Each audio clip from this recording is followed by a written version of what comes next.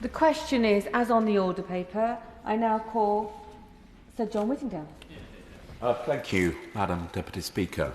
Can I start by thanking the Honourable Gentleman for South Dorset for obtaining this debate, which is on a very important subject. I chaired the all-party parliamentary group on media freedom, and I'm also delighted to see the Vice Chair of the group, the Honourable Member for Kensington and Bayswater, also attending the debate. The UK has a proud record in defending and promoting media freedom in the UK and across the world. In 2019, the UK established the Global Media Freedom Coalition, which now has 51 members. And during my time of involvement in the media, which goes back quite a long way, I've always paid careful attention to the annual publication of the World Press Freedom Index. I'm pleased that the UK's ranking has actually risen quite substantially in recent years, so that we now stand at 23. Still some way to go, but nevertheless an improvement. I'd say the reason we've improved is actually because a lot of other countries have got considerably worse, and so we have risen as a result of the demotion. But the Honourable Gentleman is right that the phenomenon of slaps has been a blot on our record, and it is one that has been there for a considerable time. I chaired the Culture, Media and Sport Select Committee for 10 years. In 2009, we carried out an inquiry into press standards, privacy and libel. And in particular, we saw the phenomenon then of libel tourism, which to some extent continues to this day.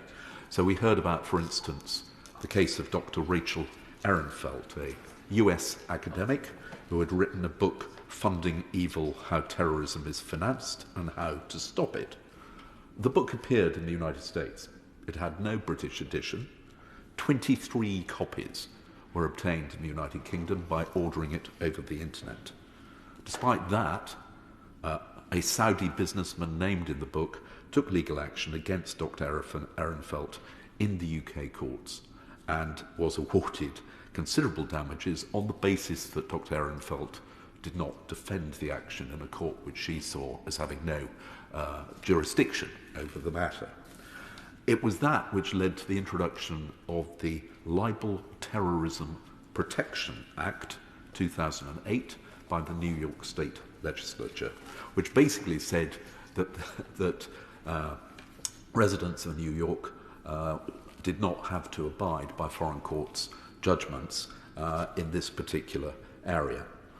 Since that time, the situation has much improved, and of course we had the Defamation Act 2013, which sought to address the issue specifically of libel tourism and also raise the bar for claimants of libel in libel cases. Nonetheless, there has still been a chilling effect. We heard also, I remember, from the author Tom Bower, who was subject to a legal action over a very small reference he had made to Richard Desmond in one of his books, actually a book about Conrad Black. Mr. Desmond actually lost the action, but was prepared to pay a huge amount of money to bring it about. And certainly it was Mr. Bower's view that the reason he did so was to demonstrate that he was willing to spend a large amount, even on a small and relatively minor accusation. And the result was that Mr. Bower's plans to write a book about Mr. Desmond did not proceed because the publishers were too afraid of potential legal action. As the Honourable Gentleman recognised, further measures since the Defamation Act 2013 have been introduced primarily through the Economic Crime and Corporate Transparency Act, which was focused specifically on the issue of slaps around economic crime or allegations. But when I returned to the position of Minister responsible for the media, I think in my second incarnation, we were nevertheless very much aware that it can remain a problem. The Department of Culture, Media and Sport had established what is, I hope, still in existence, the National Committee on the Safety of Journalists. Originally, that committee was set up to look at the physical threat to journalists and attempts to intimidate journalists through harassment, sometimes online, but occasionally also through physical aggression, something which a lot of work was done. But we then agreed that the issue of slaps did represent an attempt to prevent media freedom and to close down legitimate public interest journalism. And so the committee extended its work to cover slaps. And in particular, I remember we heard from Catherine Belton, the author of Putin's People, and Tom Burgess, who wrote Kleptopia, both of which revealed corruption on the part of, or in one case, an ally of President Putin in Russia, and in the other case, some individuals in Kazakhstan. Both were subject to legal action against them personally as well as their publishers.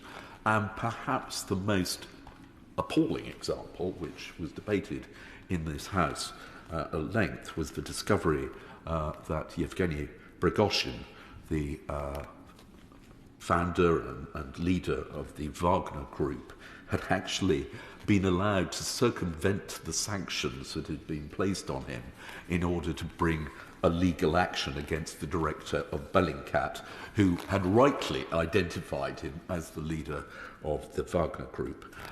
That was a scandal, and I'm glad to say the decision was subsequently reversed.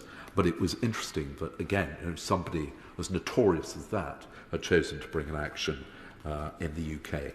Now, the Honourable Gentleman has suggested that it is a matter of shame that the UK is seen as the centre for these actions, and to some extent I share his concern. It is also a tribute, one has to say, to the strength and independence of the UK judicial system, which is admired around the world. A reason why so many people wish to pursue actions in the UK courts is normally because actually they have greater confidence in UK courts than in many other places. But it is right that where the motivation behind these actions is more to do with preventing legitimate inquiry, that we should take action. And so, as I say, the DCMS National Committee on Safety of Journalists established in 2023, I think that was my third incarnation in government responsible for the media, a SLAPS task force which brought together departments like the DCMS and the Ministry of Justice, with representatives of campaigning organisations like Reporters Without Borders and Index on Censorship, and also publishers and journalists, including both the News Media Association and the National Union of Journalists. And it was chaired by the excellent official in the DCMS, Janice Makarovich-Hall, and the initial meeting was attended by the Secretary of State, Lucy Fraser, and I attended as many meetings as I could.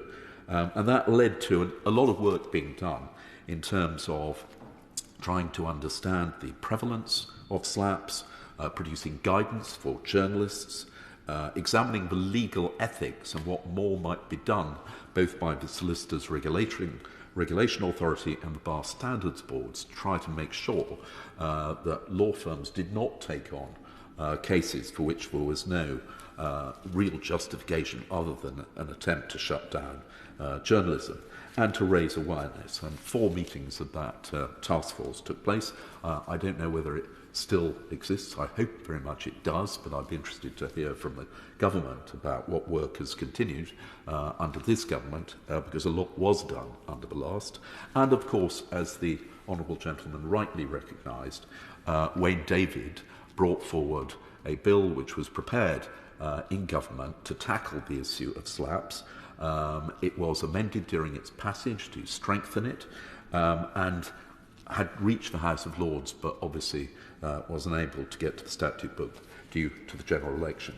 But a lot of work has been done, and therefore I would hope that we can actually build on that and learn from it. The Bureau of Investigative Journalism has sent a number of cases as examples of SLAPs. The Honourable Gentleman has quoted one.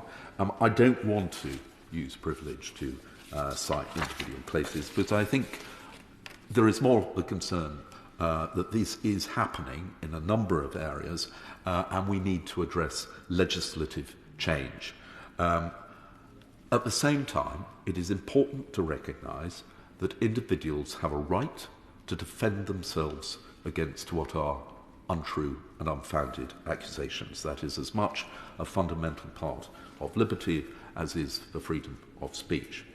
And not all those cases that are claimed to be slaps, in my view, are slaps, particularly ones where actually the claimant has subsequently proven to be successful in the action they have brought in the court. That almost disproves the claim that it was a slap to begin with. So we do need to be careful. And I also have had correspondence from the Society of Media Lawyers who have suggested that there is a lack of empirical evidence and that the campaigners ignore what are already existing legal and regulatory tools. Now, the Society of Media Lawyers have gone on to suggest that this is an area which perhaps the Law Commission should review. I have a concern that a Law Commission review is a way of pushing it into very long grass and would delay unnecessarily measures for which actually a great deal of work has already been done. And so rather than that, what I would urge the government to do is to look at the work that has been done in DCMS, the work that has been done in the Ministry of Justice, particularly the debates that have taken place during the committee stage of Wayne David's private member's bill, and to bring forward that legislation to deal with what I absolutely recognise is a legitimate concern about which is chilling media freedom in the UK.